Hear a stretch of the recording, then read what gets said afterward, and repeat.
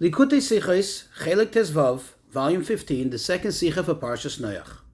This study that we're going to do today is a wonderful insight into the connection and the role that technology plays in Judaism, the connection that it has between us and our faith in Hashem, and most importantly, the role that it plays in the preparing of the world for the coming of Mashiach. Now, I want you to take into account that this Sicha, this study, is based on several talks of the Rebbe that were delivered at various times. Part of it was delivered in 1966, and the other two parts of it were delivered in 1977. And you'll see why it's important as we learn the Sicha, especially as it comes to technology. And in today's day and age, technology has grown by bounds and leaps compared to what it was then. Another thing is, I want you to also take into account that whatever narrative is related to us in the Torah, that narrative actually happened, that narrative actually took place. It happened as it is described in the Torah exactly. However, because the Torah had a choice, and there are certain narratives of history that the Torah chose not to share with us. On the other hand, there are narratives that the Torah chose to share with us. That tells us that the narrative the Torah does share, and the manner in which it shares it, also serves as an insight and has deeper meaning, deeper as we call remez. It hints to various teachings, various lessons, various prophecies in history that either were or will be. So on the verse in chapter 7, verse 11, on the pasuk, the verse that says that in the 600th year of the life of Noach, it says the fountains of the great deep were split open and the floodgates of the sky were opened. This is telling us that the water started to pour all the way from above, from the heavens, and they came bursting out from the depth of the earth. So the Zohar says on this, that this serves also as a hint. This serves as a hint for the future. What will take place in the 600th year, begin to take place in the 600th year of the 6,000th. That means that's the thousands that we're in now. We're in 5,782 today. This is already the 6,000th year from the creation of the world. So the Zohar says that in that 600th year, the gates of wisdom from above will open up, and the well springs of wisdom, meaning of knowledge, from below will also sprout up, will also spread forth. And the world will become prepared to go into the 7,000th, which we know is a reference typically to the era of Mashiach. Now it's obvious, and when it says the gates of wisdom, the gates of knowledge from above, that is the knowledge, the wisdom of Torah. When it says the well springs of wisdom from below, that is the wisdom, the knowledge, the sciences, the technologies of nature of the world. And indeed, we do see the beginning in that time period. If you look around 1847, which is 5,608, that's the time when the Tzemach Tzedek, the third Lubavitcher Rebbe, indicated that it's a time of Mashiach. And instead, what happened then? His son asked him, you said that Mashiach is going to come, there's going to be a revelation of Mashiach, and he said, was the Likutei Torah not printed? In other words, that's when the formal teachings of the Alter Rebbe, the founder of the Chabad movement, were printed and therefore disseminated in a manner that everybody now had access to it and everybody can learn it in an understandable manner.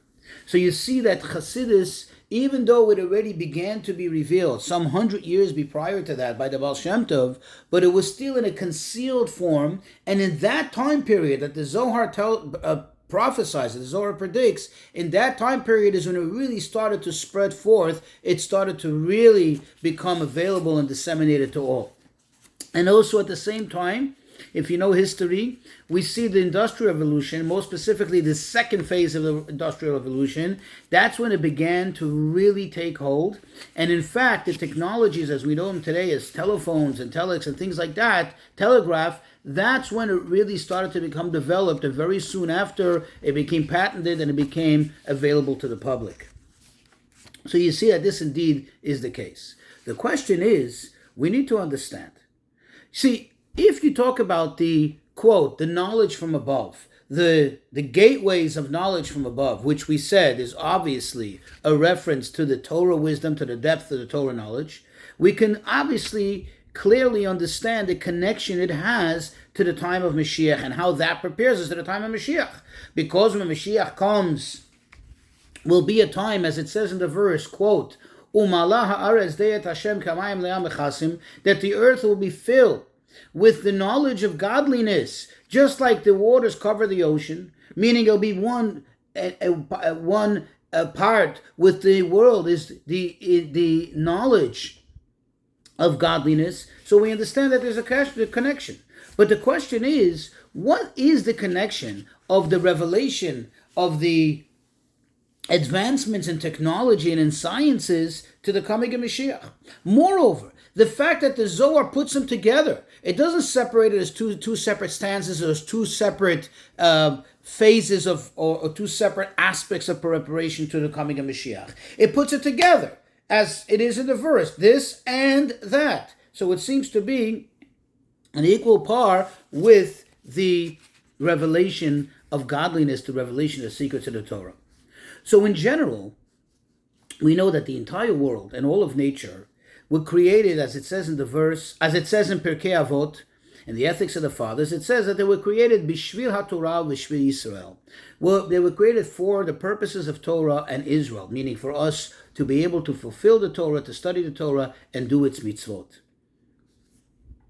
What is the purpose of everything? That when there is technology, when there's sciences, whatever it is that it should end up serving and becoming conducive for the study of Torah and the advancement of the observance of mitzvot.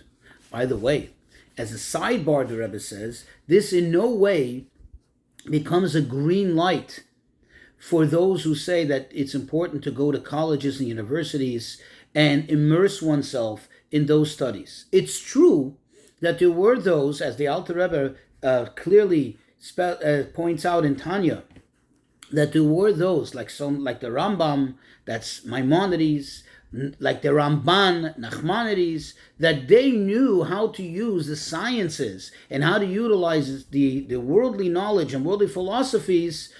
Those that were not absolutely Torah views, they knew how to use them and make them conducive for Torah purposes and for purposes of leading a life of mitzvot and the study of Torah. But one has to be very careful, says the Rebbe. Although in this talk we're going to be very much emphasizing the importance of technology, the importance of science, the importance of all the various worldly knowledge, the knowledge of nature and so on, but this is in no way a green light or an encouragement. In fact, the Rebbe discourages from going to colleges and universities. Why? Because over there the problem is that the whole environment is very deeply rooted on the opposite foundation of where we come from. See, the foundation we come from is that Hashem created the world. Hashem is in charge of the world. Hashem runs the world by divine providence. And in every aspect of nature and every aspect of science and technology, we can see godliness. Over there, it's the exact opposite. Everything there is consistent with the foundation, the fundamental, sadly, the fundamental belief that there is no God, that everything that's done is to disprove the fact that Hashem runs the world. And this is besides the horrific problem of the lack of modesty and proper moral and holy behavior that befits a Jewish person. So anyway, getting back to it, as we said, in general, everything was created for the Torah. However, the fact that the Zohar says that this has a special connection to the coming of the Mashiach tells us that there is something specific and something special in what we're talking about that has a specific connection to Mashiach. In other words, this is not just a general thing, the general idea that everything in the world is connected to is connected to Torah and mitzvot. But moreover, there's something special here that the Torah is pointing to that has a special indicator of the coming of Mashiach, has a special means of preparation to the coming of Mashiach. And the question is, what is it? And the answer is based on a verse in Yeshayahu. The prophet Isaiah says, in describing the times of Mashiach, he says, V'ra'u kol basar yachtav ki pi Hashem diber. That all flesh will see together. That means all flesh will equally see that it's the mouth, it's the word of Hashem that's spoken. In other words, that the physical, material flesh of people and of the world, the physical, material essence of the world will actually see, and the Mittler Rebbe, the second Chabad Rebbe, adds, will not only see but feel the presence of God, feel the reality of how Hashem runs the world.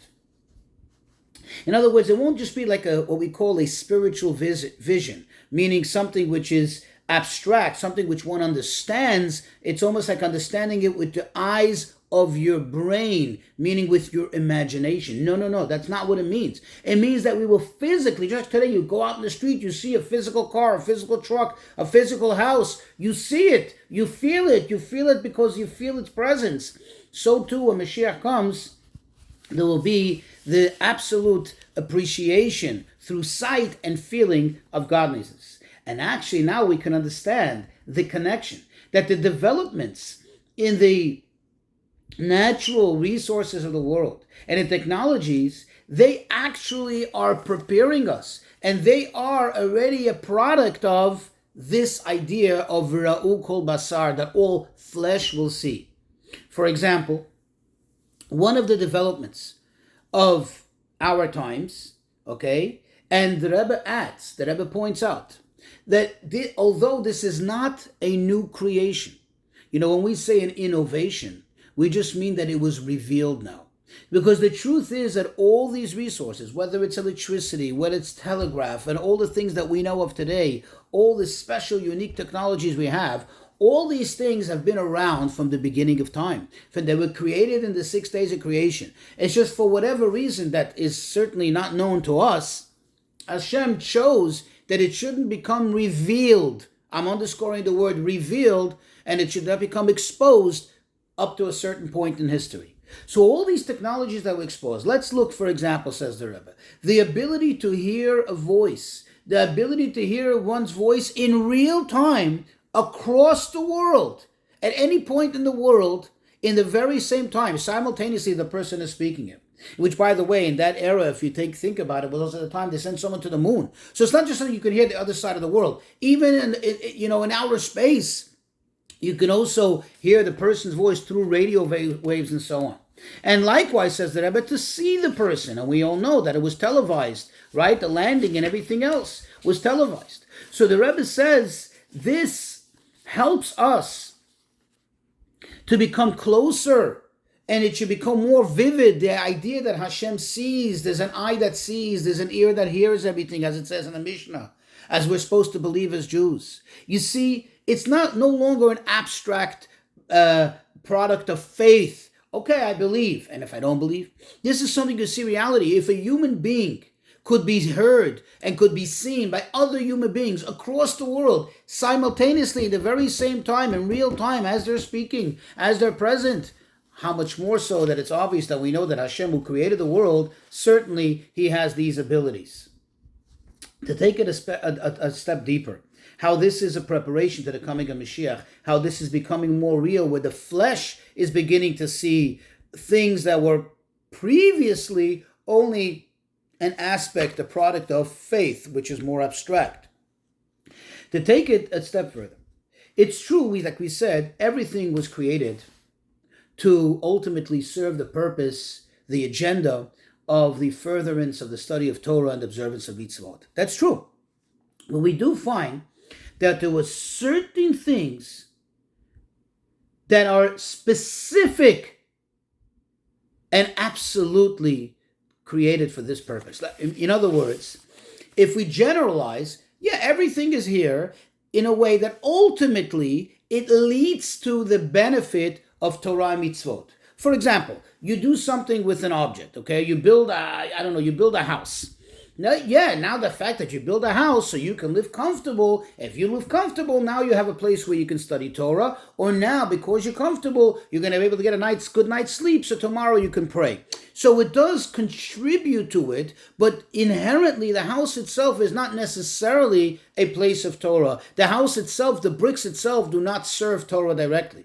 Whereas there are certain objects, there are certain things that they serve a purpose of Torah directly, and the fact that they can be used for other things, the fact that they can be used for mundane things is not their real purpose. It is just because that Hashem willed it, that there should be free will. So if it would have been so clear and so obvious that that was created only for Kedusha purposes, for holy purposes, for the purpose of Torah mitzvot, that would take away the Bechira Chofshit, that would take away one's free choice, and therefore Hashem made it that you could also use it for other things, but really those other things that it could be used for is not its main purpose, and B, that actually degrades the thing, that is pulling it down. For example, the sages tell us in the Talmud that gold, really, the world did not deserve any gold. The world has no use for gold. The world would not have had any gold had it not been for the fact that Hashem planned that there should be a Bet HaMikdash, the Holy Temple, and the Holy Temple calls for so many items that have to be made out of pure gold, and therefore Hashem created gold. And as a result, we get to use the gold. Now, when we use the gold for our purposes, especially when you use it for lowly purposes, what's really happening here is not that the gold is here and we also use it for Kedusha, for holiness. No, it's here for holiness. The fact that we can use it for other purposes is really pulling it down, is degrading it, and it's only able to happen only because Hashem wants there to be free choice. Otherwise, there would be no free choice, because it would be so clear cut that this is for Kedusha. And the same thing says the Rebbe with this technology. Take, for example, says the Rebbe, the technology of the radio waves and telegraph. This technology really is created because Hashem wanted that there should be a means to spread Torah, to spread words of Torah and Chassidus throughout the entire world. And the Rebbe makes the point. When you speak on the radio, and by the way, today, this is my own note, today with internet, it's 10 times more, and a greater fold. But when you speak on the radio, what happens? Those radio waves spread to the entire world. It's just the fact that it cannot be picked up somewhere, or it isn't being heard somewhere, is not due to the fact that it hasn't spread, it hasn't reached there, and therefore had an effect on it, physically reached there, but because we don't have the proper apparatus in order to be able to receive it and to broadcast it. But if you would have, theoretically speaking, if you had the technical equipment that's required, you can hear a radio broadcast from anywhere in the world in the opposite other extreme end of the world at the same time, simultaneously, because it travels so fast. So the idea is, says the Rebbe, that this is a means in where when you speak Chassidus, when you speak words of Torah, the secrets of the Torah, it spreads to the entire world. And it has now the effect of the two things. Remember, we said the two aspects of Mashiach. Number one, that the knowledge of Hashem, the depth of the knowledge of Hashem, fills the world. You see the radio waves spread it fills the whole world. It's just that it doesn't fill it in a matter of space that would choke us and not leave a space to be there, right? It's there in the whole world. And number two, in a manner where, quote, all flesh can see. Meaning, if one would only have the right apparatus to access it, then they can hear it. It's available to be appreciated. Take it another level deeper. When this whole idea of the development of sciences and technology, how it prepares us for the coming of Mashiach, how it makes it more real, more realistic, the idea that the world is full of the knowledge of God and that we'll be able to feel it and appreciate it in real time through our flesh, through the physical. You see, think of this. Everything we discussed until now is still restricted, so to speak, confined to a certain technology, an item, an idea, that if you use it, then it has the effect. Now the Rebbe will take it a step deeper. The actual concept, the actual idea of all the advancement of the sciences and technology actually brings us to a point in which we could appreciate, literally see, how the world is godliness, how the world is full of godliness. You see, the Hasidic teachings are very, very heavy, very strong about the idea of unity of Hashem. What's called Achdus Apshuta, meaning absolute, simple, meaning absolute unity. The fact that we see so many parts, the fact that we see so many details in creation in the world, that actually all leads us back to the fact that there's such an amazing unity, meaning there's one God, that it encompasses and includes everything and tolerates all these little details, because it really all comes from the same place. Till not too long ago, the thinking was that there are various elements that are inherently different from one another, and by coming together and working together in harmony, we have different items and different things that happen in nature. Today, as we become more and more advanced, we find out, and it becomes more and more revealed, that essentially everything comes back to one point and everything is one and the same. The fact that there seem to be different elements, this is just an external manifestation of what's there internally. In other words, going through different channels and different evolvement and development, they come to look like and appear like opposing elements and opposing things. In fact, today you have the idea that there is a very, very strong way of thinking, a very, very strong way of revelation, of technology, of sciences, that we know we know that quality and quantity is really one and the same, and they complement each other and they help each other. Whereas until not too long ago, they seem to be two separate things that actually sometimes can contradict each other. So this is the sense, the idea of what's going to happen when Mashiach comes. Again, where the world itself will point to, will show us, we will see from the world, through the world, the unity of Hashem, the, quote, knowledge of Hashem, the world will be filled of the knowledge of Hashem, and that the flesh will be able to see it. We see it from fleshly things. We see it from physical, material things, how everything is really Hashem, and everything is one with Hashem.